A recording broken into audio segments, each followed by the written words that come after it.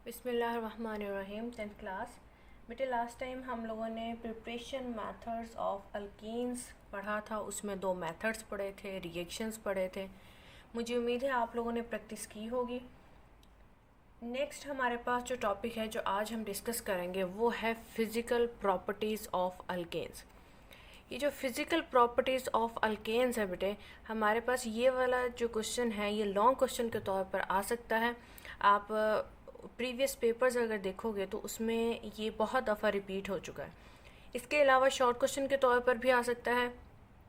इसमें से एक या दो प्रॉपर्टीज़ पूछी जा सकती हैं, तो आप इस पर लिख लें ये हमारे पास शॉर्ट क्वेश्चंस और प्लस लॉन्ग क्वेश्चन, दोनों के लिए ये हमारे पास शॉर्ट और लॉन्ग दोनों के लिए ये क्वेश्चन आ सकता है।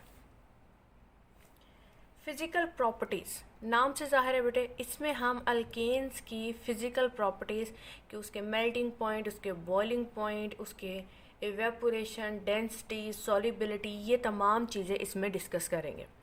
सबसे पहला पॉइंट आप लोग वहाँ हेडिंग भी दे दें, होमोलोगस सीरीज़। जो अल्केन्स हैं हमारे पास बेटे, जो अल्केन्स हमारे पास ये होमोलोगस सीरीज़ बना देते हैं, यानी कि ये हमारे पास होमोलोगस सीरीज़ में इन्वॉल्व होते हैं। क्यों होते हैं? क्योंकि इनमें जस्ट कार्बन वेरी करते हैं, बाकी तमाम प्रॉपर्टीज़ इनकी सेम आती हैं थ्रू आउट इस तमाम क्लास में तमाम मेंबर्स की।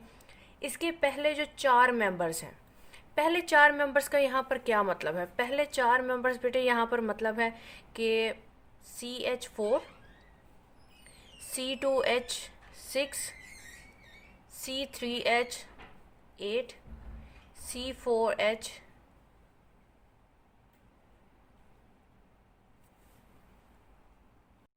और C4H10।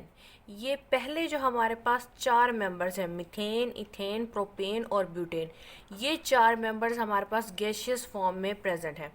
जबकि उससे हायर मेंबर्स जिस तरह के कार्बन नंबर 5 से लेकर कार्बन नंबर 10 तक, कार्बन नंबर 5 बेटे पेंटेन, इसी तरह सो ऑन, ये लिक्विड फॉर्म में प्रेजेंट है। और 10 से जो हायर मेंबर्स हैं ये सॉलिड फॉर्म में प्रेजेंट है। ये फिजिकल स्टेट इनकी वेरी करती है। जैसे कि बेटे आप जानते हो गैसेस में अट्रैक्टिव फोर्सेस ना होने के बराबर होती हैं, बहुत कम होती हैं। लिक्विड्स में और सॉलिड में हमारे पास स्ट्रॉन्गर अट्रैक्टिव फोर्सेस होती हैं। इसका मतलब ये है बेटे कि पहले वाले जो स्टार्ट मेंबर्स हैं इनमें अट्रैक्टिव फोर्सेस ज़्यादा डेवलप नहीं हो पाती हैं, इसलिए ये गैसियस फॉर्म में होती हैं। जैसे जैसे चेन बढ़ती है अट्रैक्टिव फोर्सेस मज़ीद बढ़ती हैं, तो इस वजह से इनकी जो फिजिकल स्टेट है वो लिक्विड और सॉलिड में कन्वर्ट हो जाती है। हम आगे जितनी बेटे प्रॉपर्टीज़ पढ़ेंगे, जिस तरह के मेल्टिंग एंड बॉइलिंग पॉइंट या विस्कोसिटी या एक दो और पॉइंट्स भी हैं, इनमें मेन रीज़न यही बेटे बनेगी कि हायर मेंबर्स जैसे जैसे जाएंगे या जैसे जैसे कार्बन नंबर्स इंक्रीज होते जाएंगे वैसे वैसे इनमें अट्रैक्टिव फोर्सेस बढ़ेंगी और बहुत सारी प्रॉपर्टीज़ इसी बेस पर डिस्कस होंगी। सेकेंड पॉइंट हम देखते हैं सॉल्युबिलिटी के हवाले से। सॉल्युबिलिटी की अगर हम बात करते हैं तो जैसे कि आप लोग जानते होंगे बेटे, लाइक डिज़ोल्व लाइक, कि हमारे पास पोलर पोलर में सॉल्युबल होते हैं, नॉन पोलर में सॉल्युबल होते हैं।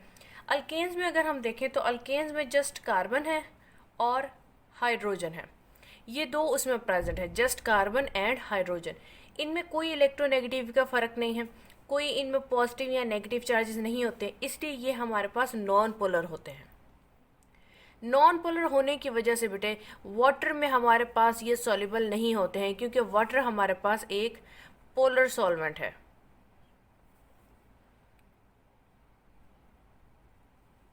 इस वजह से तो वाटर में ये इनसॉल्युबल है, जबकि जो ऑर्गेनिक सॉल्वेंट्स जितने हैं उनमें ये सॉल्युबल है। ऑर्गेनिक सॉल्वेंट्स मैक्सिमम बेटे हमारे पास नॉन पोलर होते हैं या कि स्लाइटली पोलर होते हैं।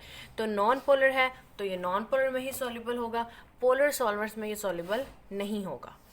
अगर हम बात करते हैं डेंसिटी की, डेंसिटी का क्या मतलब है? डेंसिटी का बेटे आपने फॉर्मूला देखा होगा, मैस पर यूनिट वॉल्यूम, कि डेंसिटी हमारे पास डायरेक्टली प्रोपोर्शनल है मैस के, कि जिसका मैस ज़्यादा उसकी डेंसिटी भी ज़्यादा, जिसका मैस कम उसकी डेंसिटी भी क्या होगी? कम।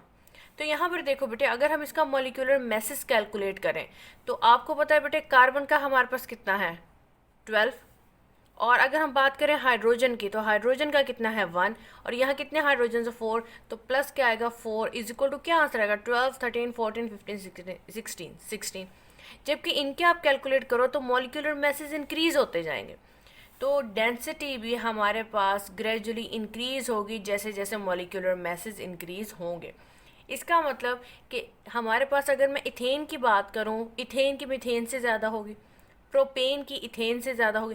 तो जैसे जैसे कार्बन नंबर्स बढ़ेंगे, जैसे जैसे मॉलिक्यूलर मैसेज बढ़ेंगे, वैसे वैसे इनकी डेंसिटी जो है इंक्रीज होती जाएगी।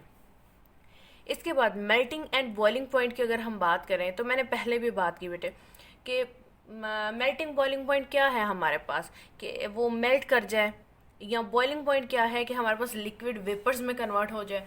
तो ये कब पॉसिबल है? जब ऑलरेडी जो मॉलिक्यूल्स में प्रेजेंट अट्रैक्टिव फोर्सेस हैं वो टूटे। जस्ट सपोज दैट कि हमारे पास ये एक मॉलिक्यूल बाइंडेड फॉर्म में है, इसे करना है बॉयल। बॉयल फॉर्म में ये इंटरमोलिकुलर फोर्सेस दो इस तरह है हमारे पास, इनमें फोर्सेस हैं, इन्हें बॉयल करना है। तो ये वेपर्स फॉर्म में कन्वर्ट होंगी। वेपर्स फॉर्म में तब होंगी जब ये यूँ सेपरेट हो जाएंगी। और ये कब पॉसिबल है? जब ये ब्रेक हो। अगर ये स्ट्रोंगर है तो हमें ज़्यादा एनर्जी देनी पड़ेगी, अगर ये वीकर है तो हमें कम एनर्जी देनी पड़ेगी।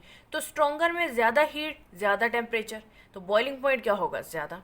अब यहाँ पर बेटे हम बात करते हैं कि यहाँ पर जैसे जैसे मॉलिक्यूलर मैसेज बढ़ रहे हैं वैसे वैसे इनमें अट्रैक्टिव फोर्सेस भी बढ़ रही हैं। अब इसकी क्या वजह है बेटे? जस्ट फॉर योर, आपकी आसानी के लिए और आपको समझाने के लिए ये मैं बेटे यहाँ पर लिख रही हूँ, आपने अपने पेपर्स में नहीं लिखने। एक ये 2 कार्बन है, यहाँ पर आप एग्जांपल ले लो 3 कार्बन है, यहाँ पर ये 4 कार्बन है। इनमें ये सिर्फ इस तरह से साइड्स है कि ये यूँ अट्रैक्ट कर सके, 2 साइड्स है। यहाँ पर अगर हम बात करें तो यहाँ पर ये 3 साइड्स हैं जिस पर वो अट्रैक्टिव फोर्सेस डेवलप हो सके। यहाँ पर कितनी साइड्स होंगी? साइड्स मीन पॉइंट्स, यहाँ पर 4। तो देखो बेटे जैसे जैसे कार्बन नंबर्स बढ़ रहे हैं, जो अट्रैक्टिव फोर्सेस डेवलप होने के साइड्स हैं, पॉइंट्स हैं, वो बढ़ते जा रहे हैं। इस वजह से जैसे जैसे मॉलिक्यूलर साइज इंक्रीज होगा वैसे वैसे मेल्टिंग और बॉइलिंग पॉइंट भी इंक्रीज होता जाएगा। क्यों होगा? क्योंकि अट्रैक्टिव फोर्सेस उनमें बढ़ती जाएंगी। सेकेंड लास्ट पॉइंट बेटे विस्कस का कहें। विस्कस के हवाले से आप ये देख लो कि अगर हम एग्जांपल लें वाटर की और हनी की, तो बेटे वाटर हमारे पास एक थिक मटेरियल नहीं है, जबकि हनी हमारे पास एक थिक मटेरियल है। तो बेटे उसकी थिकनेस, इसी चीज़ को विस्कस कहा जाता है। और अगर मैं कहूँ कि वाटर मेरे पास लेस विस्कस है और हनी मेरे पास मोर विस्कस है, तो यही चीज़ होगी।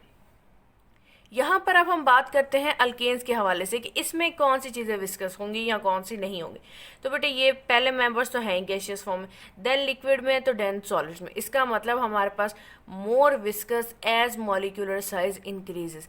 जैसे जैसे मॉलिक्यूलर साइजेस बढ़ेंगे वैसे वैसे इनकी विस्कोसिटी भी बढ़ती जाएगी।